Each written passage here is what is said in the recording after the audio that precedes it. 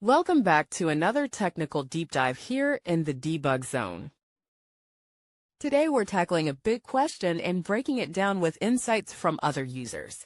Hopefully this clears up some misconceptions and helps you get the answer you need.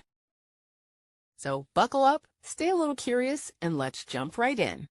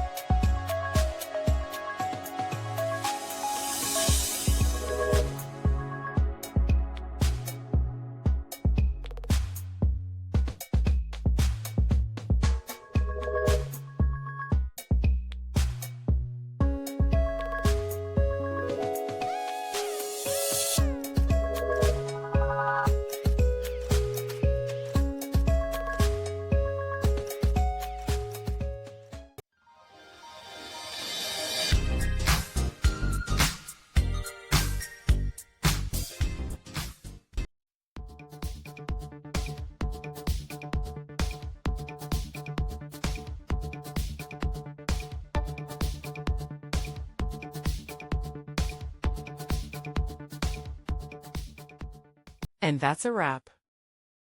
I hope you found the answer you were looking for. If you did, take a second to hit that subscribe button. It really helps out. And let me know in the comments which solution worked best for you.